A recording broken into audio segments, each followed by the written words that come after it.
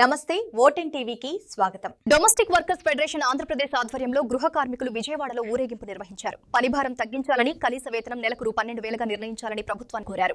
ఆంధ్రప్రదేశ్ వ్యాప్తంగా సుమారు 6 లక్షల మంది గృహ కార్మికులు ఉన్నారని, విజయవాడలో సుమారు 2,000 మంది వరకు ఉన్నారని ఫెడరేషన్ ప్రతినిధులు తెలిపారు. తాము గృహ కార్మికులుగా అనేక కుటుంబాలకు సేవలందిస్తున్నామని, ప్రభుత్వం తమ సేవలను గుర్తించి అసెంబ్లీలో ప్రత్యేక చట్టం తీసుకురావాలని కోరారు. అంతర్జాతీయ మహిళా దినోత్సవం సందర్భంగా నిర్వహించిన ఈ ర్యాలీలో భాగంగా ముఖ్యమంత్రి ఎన్ చంద్రబాబు నాయుడుకు పోస్ట్ కార్డు ద్వారా తమ డిమాండ్లను తెలియజేశారు. పోస్ట్ బాక్స్ లో కార్డులు వేస్తూ నిరసన వ్యక్తం చేశారు. ఈ కార్యక్రమంలో గృహ కార్మికులు పాల్గొన్నారు.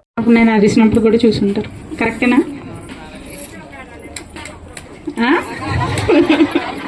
సో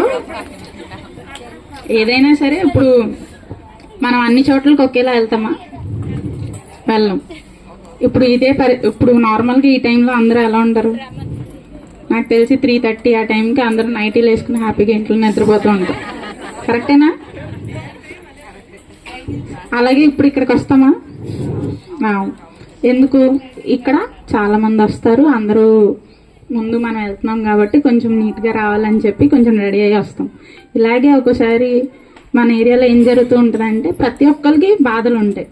ప్రతి బాధ పక్కన వాళ్ళకి చెప్తేనే, లేకపోతే ఎవరికి చెప్తే ఎక్కడ తీరాలో అక్కడికి వెళ్ళి మనం ఆ విషయాలు చెప్పుకుని మనకున్న బాధను తీర్చుకోవాలి. అంతేనా? సో అక్కడికి వెళ్తున్నప్పుడు అక్కడ కూడా వేరే